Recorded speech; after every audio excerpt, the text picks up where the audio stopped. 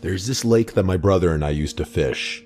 We'd use live bait, usually crickets or worms, and we'd catch a ton of bluegill.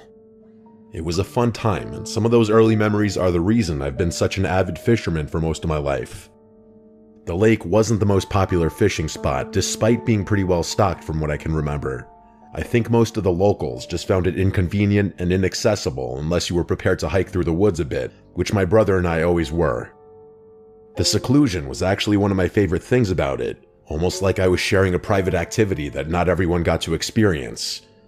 Everyone knows the best lake fishing happens during periods of low light, meaning early morning or late evening. It's more customary to wake up at the crack of dawn and get out early, but my brother and I developed this habit of going out later in the day and staying into the night. It was our substitute for whatever most high school kids did at that time of night on the weekend, probably partying and whatnot. It was a Friday night, and everything was going according to plan. We reached the lake just as the sun started to set, and by the time we were all baited up, the sun was already starting to dip. We were positioned at the edge of the lake on this little formation of rocks that made a good comfortable surface for us and all our excess gear. It was something we had done hundreds of times. As we were fishing though, something caught my eye on the far side of the lake. There was movement in the water, and by the sheer rippling of it, I was surprised it had taken me so long to notice. I pointed it out to JJ, and the two of us strained our eyes in confusion, wondering what was causing it. Keep in mind, this lake was pretty sizable, and when coupled with the low visibility, it wasn't like you could see perfectly clearly across it. But then, as we were both looking at the ripples in the water, something happened that I would have never expected, not in a million years.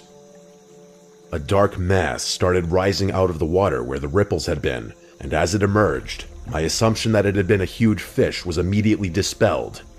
It was not a fish. It was way too big and way too upright. There was only one explanation, really. I think my brother and I realized it at the same time, because I heard him curse at the same time I did. It was a person. Think about how strange that is on its own. Not only was there a literal person in a somewhat private lake after sunset, but they had just been submerged below the surface.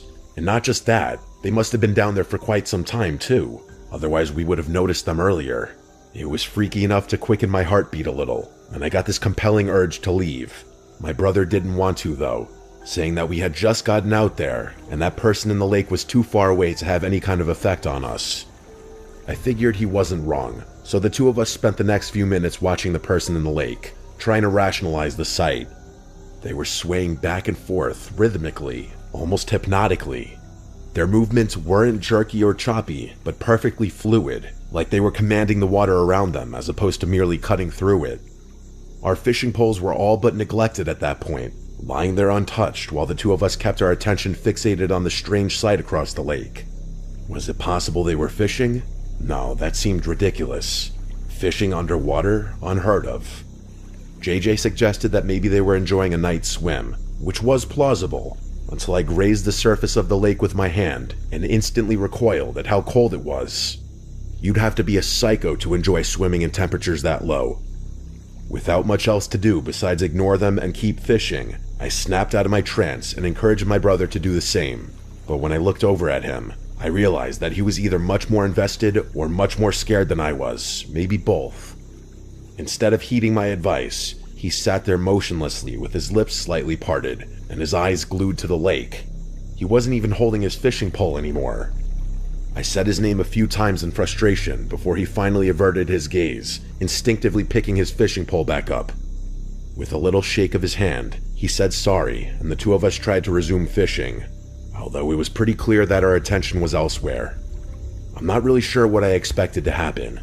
I guess I figured that person would eventually get out of the lake, or notice us, or do something other than just stand there.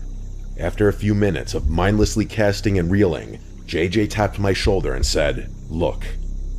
I looked back across the lake just in time to see that person submerge again, disappearing below the surface. I found myself staring at the spot they had just been, expecting them to reappear any second, but they didn't. A minute passed, and then another. It dawned on me that JJ had his phone out with the stopwatch running. As it ticked up past 2 minutes, I grew increasingly astonished at how long they were holding their breath. JJ theorized that maybe it was someone training, and I almost laughed at the thought of an Olympic diver testing their lung capacity out there, in a freezing cold lake in the middle of nowhere after the sun had set. Suddenly, the thought wasn't so funny anymore, and I started packing up, telling JJ we were leaving. But he held me back, saying he wanted to wait and see how long they could hold their breath for. I told him fine, but gathered up our stuff anyway, feeling that urge to leave start creeping back in. Just before the 3-minute mark, I noticed ripples in the water again, only this time they were much, much closer, 1/5 of the way out instead of all the way on the other side.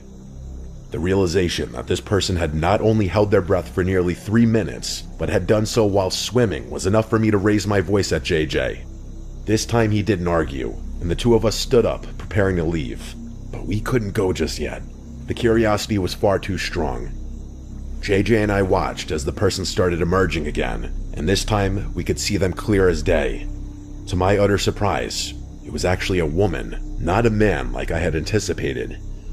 She had long brown hair and was wearing what looked like a dark green swimsuit, and there was one more thing I need to mention.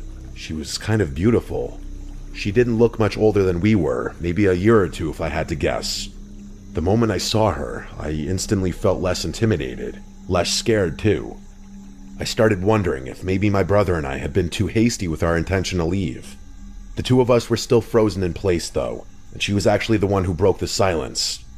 She flashed an alluring smile and said, "Hi," almost like she was trying to be playful and coy, like she hadn't just held her breath for 3 minutes while swimming through a freezing cold lake. She was definitely a strong swimmer. It was obvious from the way she bobbed around, seeming just as comfortable in the water as most people would on land. I was dumbfounded, too perplexed to speak, but my brother blurted out the question I was dying to ask. He asked her what she was doing, and I had to remind myself that she was behaving like a crazy person, as harmless as she looked. She leaned her head back and said she was swimming.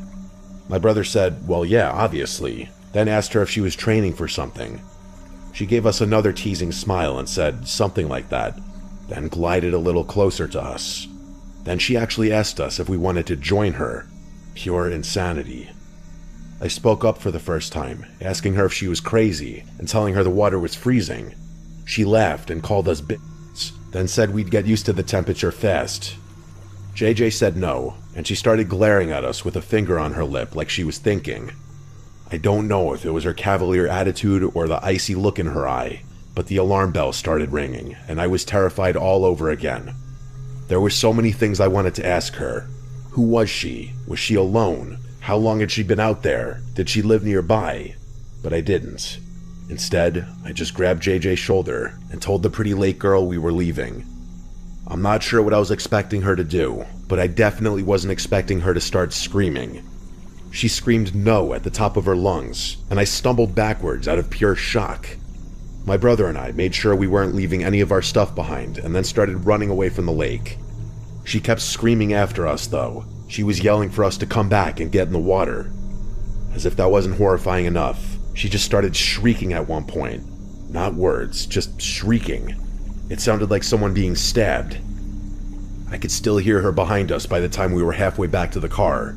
Part of me was expecting her to get out of the water and start chasing us, but I don't know if she ever did. By the time we made it back to the car, JJ already had the police on the line. He told them what had happened, and even though they asked us to stay nearby so they could question us, he told them he didn't feel comfortable doing that, then hung up. I probably would have done the same thing. That's how badly I wanted to get out of there. You might think the experience would have discouraged my brother and I from continuing to fish there, and it did, but only for a while. We actually did go back a fair amount, though for the first handful of outings we made sure to bring our dad with us. It took some convincing to get him to believe us, but he ultimately did. He was pretty curious and wanted to see this strange girl for himself, but we never saw her again. For all we knew, the police had found her and dealt with her however they decided to. It became somewhat of a shared joke between my brother and I. It actually got to a point where every time we fished that lake, a little part of us wanted to see her again. But now that more time's passed, and that lake is no longer part of my life, I've begun to recognize the strangeness and horror of it all. She was probably just mentally ill. That's the explanation I ultimately decided on. My brother has some interesting theories of his own, but I find them all silly and unrealistic.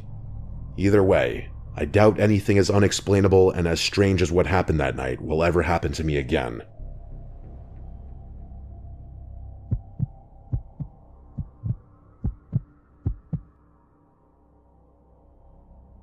My name's Jay, and fishing is one of life's greatest pleasures. I take every opportunity I can to get out on the water, whether it's a lake, river, or the marshes down here in Louisiana. This happened about 2 months ago when I was out with my friend Angel, who's just as obsessed with fishing as I am. We decided to go marsh fishing for speckled trout, something we'd done plenty of times before. The marshes around here are pretty shallow, so we took out my 2-person kayak like we always do. It was early spring, so it was still pretty cold outside, and the water was even colder, but we didn't care. We'd been paddling for about 30 minutes when we found a good spot that looked promising.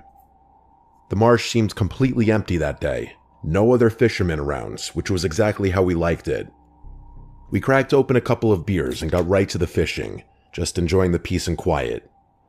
We'd been fishing for maybe an hour when Angel hooked something decent, at least from the looks of it. As he was reeling it in, he got a little too excited and leaned over the side of the kayak to get a better angle. I knew what was about to happen the second before it did, but I couldn't speak up in time. As he was leaning over, I watched helplessly as his phone slid out of his jacket pocket and plunged into the muddy water. Safe to say, Angel was frustrated as hell. He said he had insurance that would cover damage to his phone, but not if it was completely lost. He said the replacement would cost several $100s that he didn't have, and I didn't fault him for it one bit.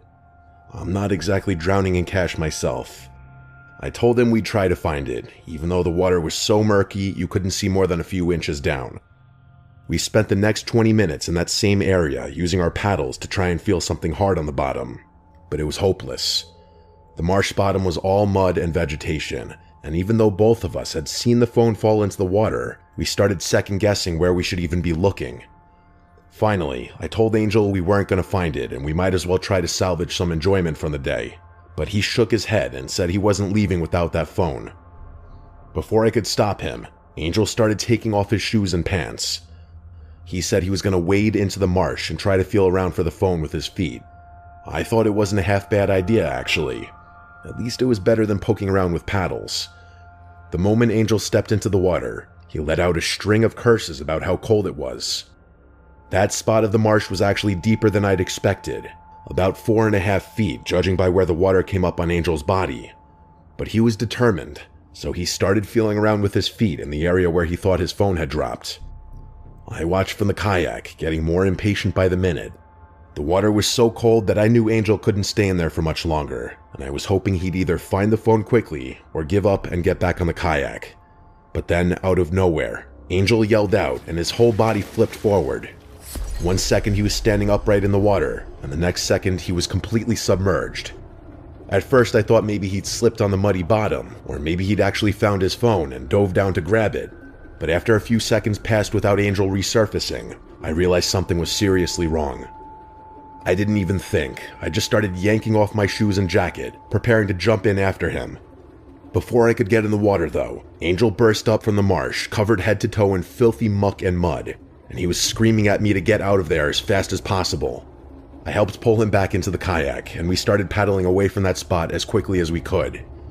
Angel was shaking, and not just from the cold water by the looks of it. He kept looking back over his shoulder at the water like he expected something to follow us. Once we were a decent distance away, I asked him what had happened down there. Angel said that while he was feeling around for the phone with his feet, something had grabbed his ankle and yanked him under. He had a hard time describing what it felt like. He said it wasn't exactly a hand, but it wasn't a tentacle or a set of teeth either, just something that wrapped around his ankle with incredible strength. According to Angel, after he went under, whatever had grabbed him tried to drag him away from where we had been fishing. He said he fought against it with everything he had, kicking and struggling, until he finally managed to break free from its grip. We called it a day and headed back to the boat launch, despite Angel not having found his phone. But that clearly wasn't what was on his mind. The whole ride back, He barely said a word. I kept trying to convince him that maybe it had been a big catfish or an alligator gar that had grabbed him. But at the end of the day, I hadn't been the one to feel it, so I couldn't exactly convince him of anything. Angel insisted that what grabbed him didn't feel like any fish or animal he'd ever encountered. He was so unsettled and manic that I honestly started to feel spooked myself. I mean, what could that thing have been? My mind started wandering, and it didn't lead me anywhere good. I've been fishing those marshes for years, and I've never experienced anything like what Angel described. Even after doing a bunch of research online, I was never able to find anything conclusive. Part of me wants to go back to that spot and see if we could figure out what's down there, but I'm not eager to do that anytime soon. I will say that every time I've been marsh fishing since then, I felt this sense of unease that should never accompany something as enjoyable as fishing.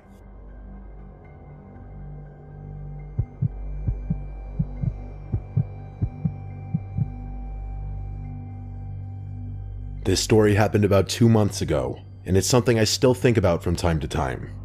It was me, Kat, Nick, and Megan, the usual crew for weekend adventures. We'd been looking for something to do on a Saturday evening, and Nick brought up this reservoir near Megan's house that we'd been to several times before. It's kind of a classic spot amongst our friend group. Nick and I knew it was stocked with bass, so we were eager to get some fishing in since the two of us are pretty obsessed with the activity. Kat and Megan were just excited to drink a little at the water's edge and maybe go for a dip if they were feeling adventurous enough. Megan's house is way out in the sticks, and the reservoir is maybe a 10-minute drive away, followed by a short walk through some woods behind her neighborhood. It's technically county property, which is obvious from the many no trespassing signs posted every few yards along the chain link fence that surrounds it, but Megan had cut a hole in the fence ages ago. We laughed about it every time we went there, joking about how we'd found this perfect hidden spot that nobody else knew about. The reservoir itself is pretty small. It's surrounded by thick woods on 3 sides and a small access road on the 4th. The water's crystal clear, and there's this little sandy area where we usually set up. We call it the beach because of the sand and the fact that there are some flat rocks perfect for lounging on. It really is a nice spot. And since it's so secluded, we can blast music and be rowdy without worrying about disturbing anyone. The sun was already going down by the time we made it through the fence. Nick and I immediately started setting up our fishing gear, even though we both knew we probably wouldn't be doing much fishing. The girls spread out a blanket and got right to the drinking. It was a vibe, especially since I had a little thing for Megan, and Nick for Kat. As the girls were debating going for a little dip, Kat pointed something out that none of us had noticed before. She was squinting down the bank, asking if we saw that canoe over there. We all looked in the direction she was pointing. Sure enough, a little ways down the shoreline was a canoe wedged into some reeds near the edge of the water. It was positioned oddly, like it had just drifted there without being tied off properly. The weird thing was, we'd been to the reservoir dozens of times over the past year alone, and none of us had ever seen a canoe there before. Nick and I are both pretty curious by nature, and the canoe was close enough that we figured we might as well go check it out. The girls seemed more interested in their music and drinks, so they waved us off when we said we're going to investigate. The walk along the bank took maybe 3 minutes. As we approached the canoe, I realized something was wrong. It wasn't just an empty canoe. It looked like someone had been using it recently and then just left. Like there was a fishing rod with its line still dangling into the water, alongside a tackle box lying open like someone had been digging through it. That wasn't the only thing. There was a half-eaten sandwich wrapped in plastic sitting on the seat. But the strangest thing by far was the phone. It was sitting right there on the main seat, locked but with the flashlight on. I pointed it out to Nick, asking who just leaves their phone behind like that. Nick shrugged, but I could tell he was thinking the same thing I was. All the other stuff, the fishing gear, even the sandwich, could be explained easily. Maybe someone had heard us coming, knew they were trespassing, and took off before they could get caught. But leaving behind a perfectly good cell phone, that's not something any rational person does, no matter how scared they are. I looked at Nick and then back at the canoe, taking everything in at once. I know it doesn't sound super creepy, but in the moment, it was one of the creepiest things I'd ever seen. If you were there, you would have felt the same. There was still enough light out that we should have been able to see whoever the canoe belonged to if they were anywhere nearby. We looked around the immediate area, but there was no one there. Nick said it was weird, and I agreed completely. The two of us headed back to the girls and told them what we found.